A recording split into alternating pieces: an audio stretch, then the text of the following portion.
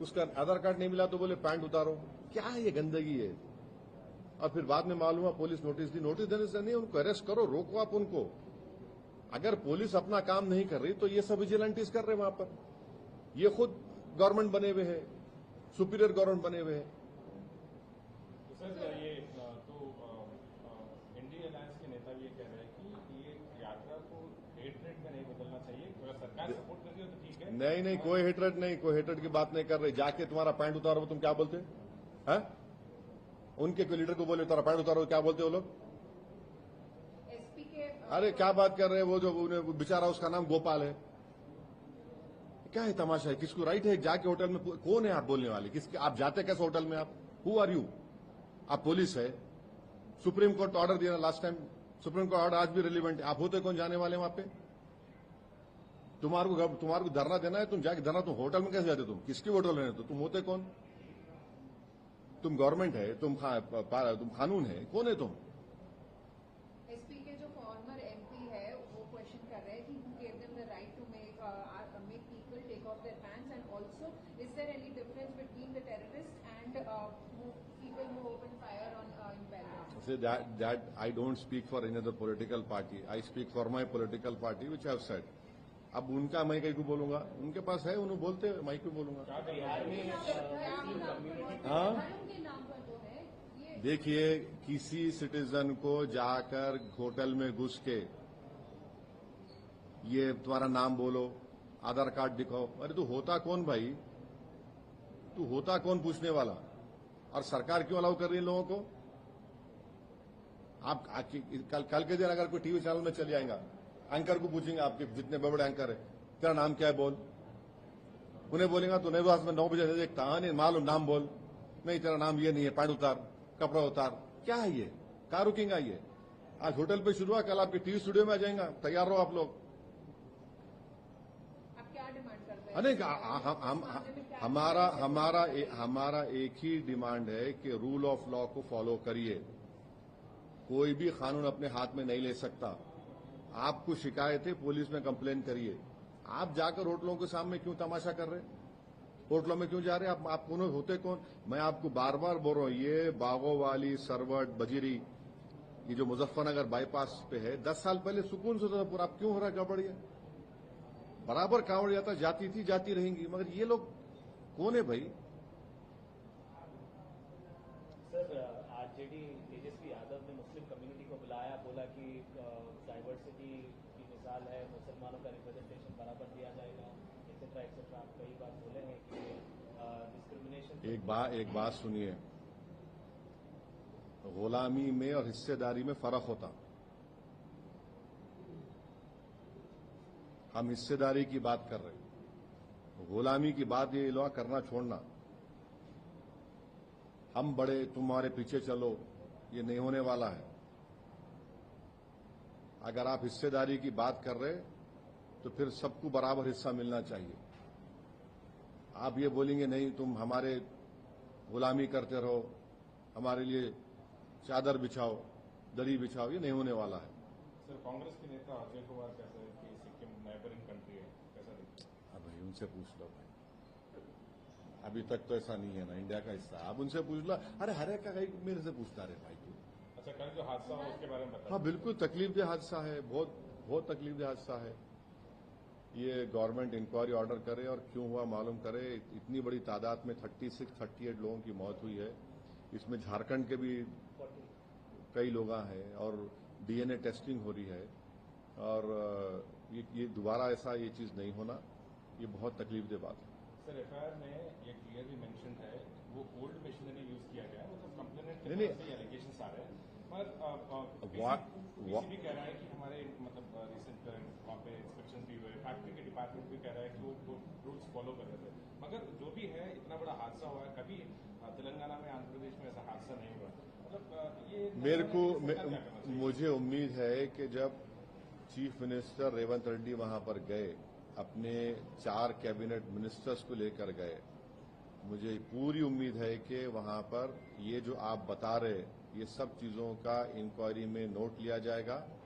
और हम chief minister Revanth Reddy से डिमांड करते हैं कि अगर वो फैक्ट्री वालों की गलती रही तो बराबर कानून को अपना काम करना चाहिए and they should be taken to task.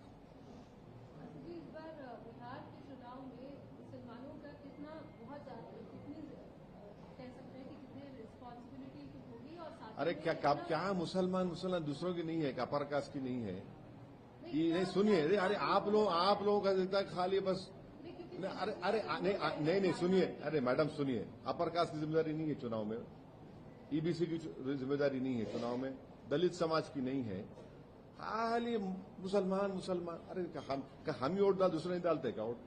आप लोग पूछना अपर कास्ट किधर वोट डालेंगा, ईबीसी किधर डालेंगा वोट, ओबीसी किधर डालेंगा वोट, दलित समाज में मांझी है, पासवान है, हाँ उसमें चमार भी है, फिर मुसलमान है, अब वो सब खाली मुसलमान। अरे अच्छा दिखता मुंह से बोलने से, टीआरपी बढ़ती है, मगर सब जन वोट डालते ना।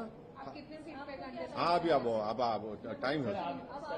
किसी के साथ गठबंधन में जाने वाले सर, किसी के साथ अलायंस करने वाले आपका क्या है?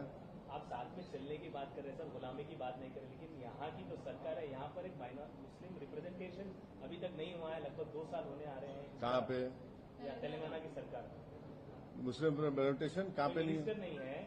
मिनिस्टर नहीं है तो सीएम तो है ना, सीएम है ना, सीएम से बड़ा कोई हो सकता है क्या बोलो? अब हर चीज का जिम्मेदार मेरे पर बुला रहे, हम लोग आए ना, मैं हूं ना, और क्या है, सब है, सीएम है, इतने पूरे देखो बैठे हुए, पूरे जीत के आए सो लोग, देखिए जीत, एक मिनट ठहरो, जीत के आए सो लोग पूरे बैठे हुए यहाँ पे। अब जो हार सुनो तो सही, जो हार गए सो मैं क्या करूं? देखो जो जीत के आए, जो जीता वो सिकंदर ना। आपकी पार्टी से बनाना चाहिए क्या सर? अगर नहीं हमारे को कोई शौक नहीं। हम पहले ही बोल चुके हैं कि हम रेवंत रेड्डी 5 साल मुख्यमंत्री हैं तेलंगाना का, और हम उनकी पूरी सपोर्ट करेंगे तेलंगाना के डेवलपमेंट के लिए। और उन्होंने हेड कर रहे स्टेट को, अब मेरे को क्यों पूछ रहे आप? एक मिनट, तुम्हारे घर में क्या पकड़ा मैं पूछता हूँ आके तुम्हारे को, तुम क्या फल्ली खा रहे? अरे तुम फल्ली खा रहे, तुम दाल खा रहे, मैं पूछता हूँ क्या? नहीं पूछता ना, तुम्हारा घर का मामला है, मेरे घर में क्या हो रहा मैं बोल सकता हूँ। अब मैं ये क्या है, ये दीवारा कूदने की आदत गलत है, लोगों को नहीं रहना ऐसा। बिहार इलेक्शंस में आप किसके साथ जाएंगे? मतलब ये भी सजेशन आ रहे हैं, मतलब ये भी इंडिकेशन आ रहे हैं कि आप किसी के साथ जा सकते हैं, वो कौन है भी वो भी इंडिकेशन आ रहे हैं, तो आप अगर क्लैरिटी दे देंगे तो। हमारे state president, MLA, senior leader जनाब अख्तरुल ईमान साहब को पूरा हम इख्तियार दिए, आप इलेक्शन में जो स्ट्रेटजी आप बनाना चाहते आप बनाइए, और देखेंगे क्या होता। वो तैयार होते नहीं होते नहीं मालूम, राजद वाले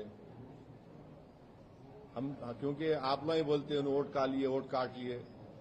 आप इतने सवालात कर रहे, एक बार नहीं पूछे मेरे 4 एमएलए कौन चोरी किए। हाँ क्या बोले तो आप पूछ रहे, आज छोड़ो वो आप बोले तो आपको याद आया, नहीं तो कहाँ याद आ रहा था, नहीं तो भूल गए थे आप।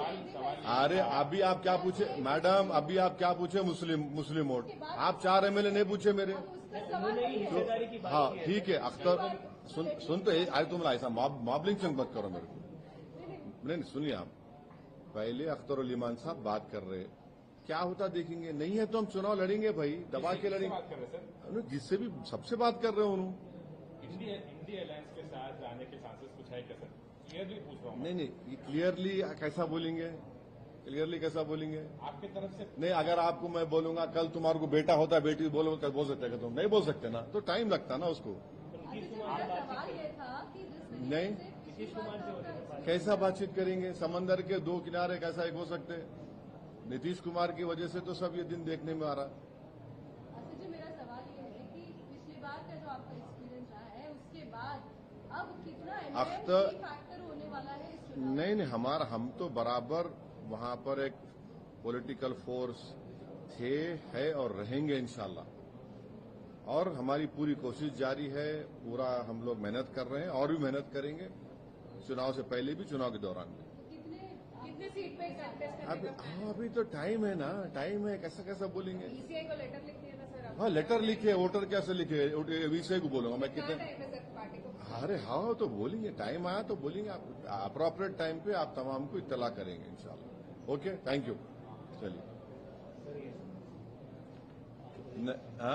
नहीं, कोई 5 बजे नहीं, कोई 6 बजे नहीं, कोई 9 बजे नहीं, हो गया।